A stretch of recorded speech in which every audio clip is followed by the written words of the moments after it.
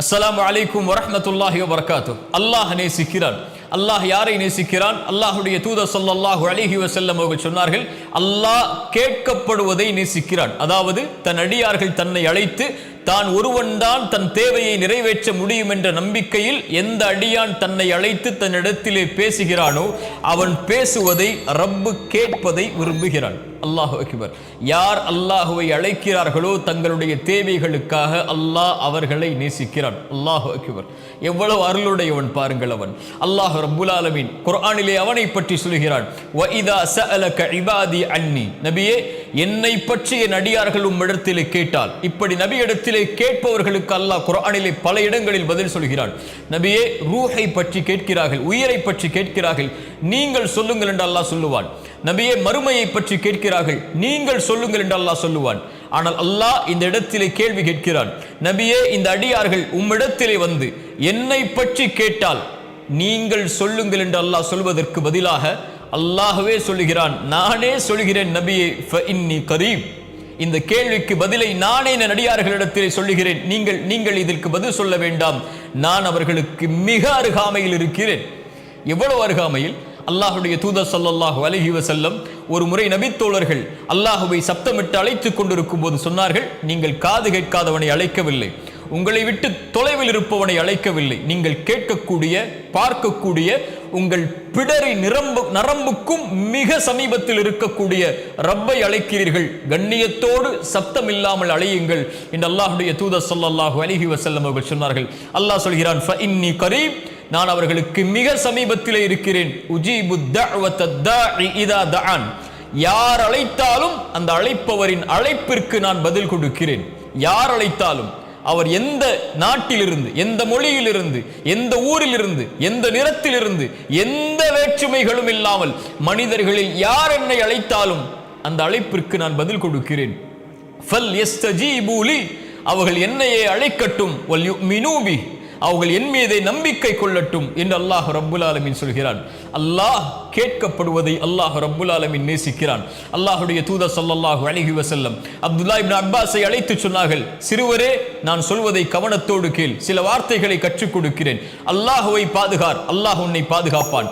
அல்லாஹுவை நீ பாதுகாத்தால் உனக்கு உதவி செய்பவனாக அல்லாஹுவை பெற்றுக் கொள்வாய். நீ ஏதாவது கேட்க வேண்டும் என்றால் அல்லாஹ்விடத்திலே கேள், ஏதாவது உதவி தேட வேண்டும் என்றால் அல்லாஹ்விடத்திலே உதவி தேடு.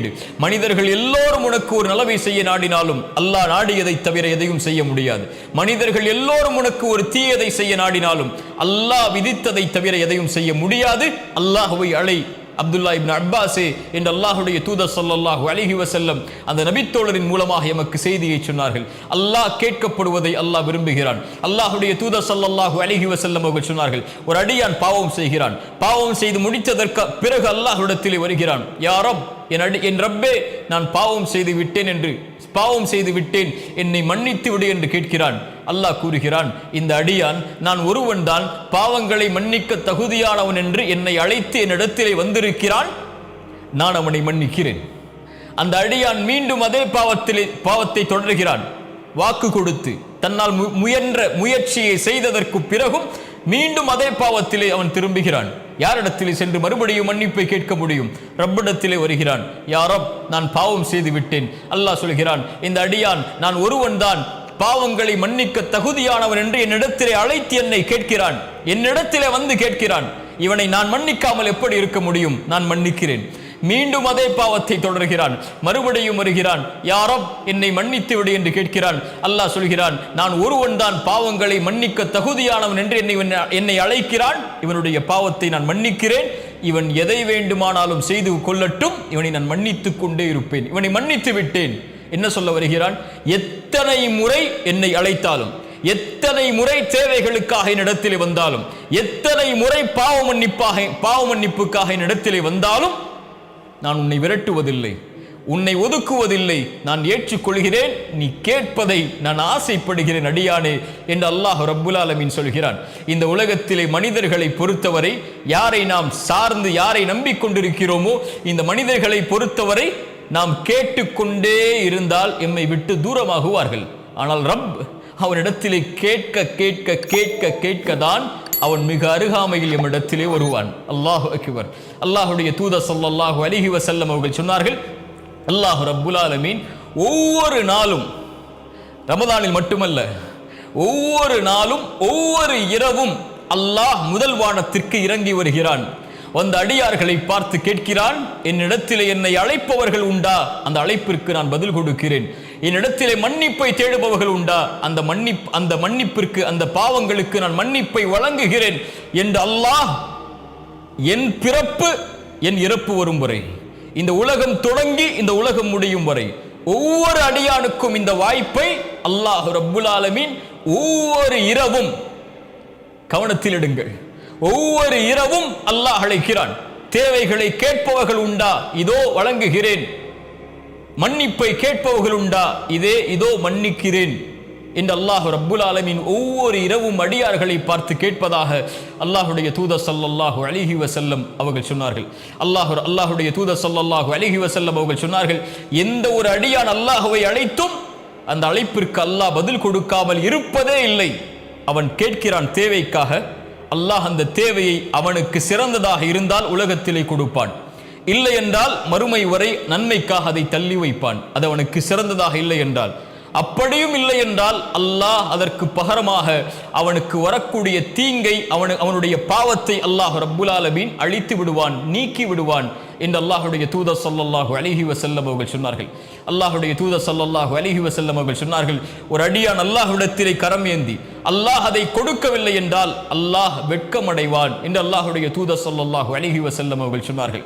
அல்லாஹ் ரப்புல் ஆலமீனை நபிமார்கள் அழைத்தார்கள். நபி நூஹ் அழைத்தார் அல்லாஹுவை, நபி ஆதம் அழைத்தார் அல்லாஹுவை, நபி இப்ராஹிம் அழைத்தார்கள் அல்லாஹுவை, நபி மூசா அழைத்தார்கள் அல்லாஹுவை, நபி யூனுஸ் அழைத்தார்கள் அல்லாஹுவை, நபி யூசுப் அழைத்தார்கள் அல்லாஹுவை.